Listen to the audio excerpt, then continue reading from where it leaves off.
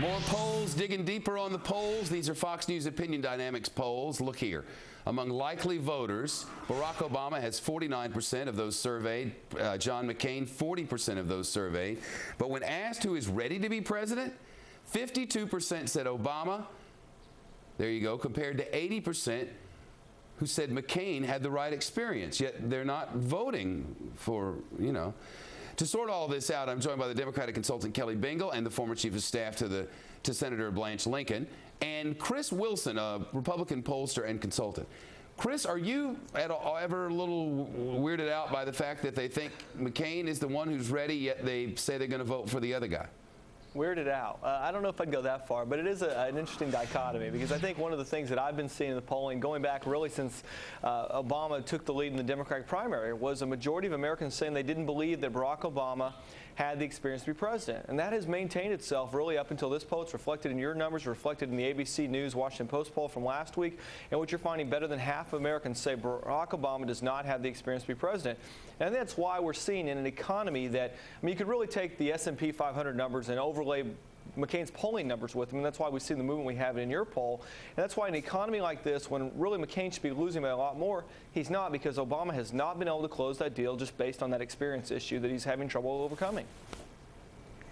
Shepard, this I paused for an alert from the control room, because we had made a decision that when the Dow goes down more than 500 points, we would alert. We did not, but now I can tell you the Dow is down 420 and in a nosedive, 520 I should say, on the session, and in an absolute nosedive. Of course, at the moment I cannot see the, oh there we go, 85.10 and selling off. For you know, Kelly, though it doesn't sound right to say it, this is great news for the campaign of Barack Obama and horrible news for the campaign of John McCain, if you believe the pollsters. Because what the pollsters are telling us is that every time John McCain has to talk about the economy, he's hurt. However, Joe the plumber seems to have helped some. Would you agree?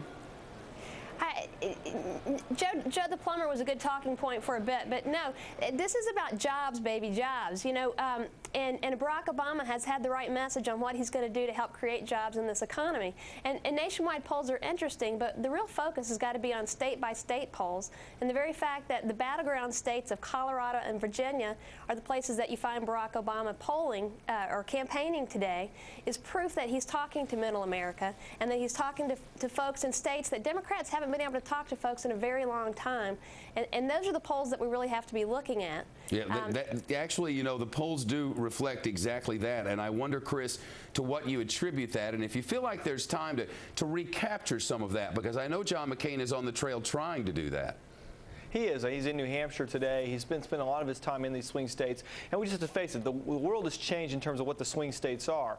The swing states are now states like Virginia, Colorado, where we're seeing demographic trends. I mean, if we were having this conversation in the 1960s, we would have never talked about Georgia or Alabama as Republican states. They are today. So the world changes over time. That's a natural cycle of things, and that's why we see the states are being battled over changing. And we do still see a scenario where McCain is able to put together enough electoral votes on a state-by-state basis to get to 271, 274, and win an election day. But back to your original question on the economy, yes, there's no question a dive in the economy is good for Obama.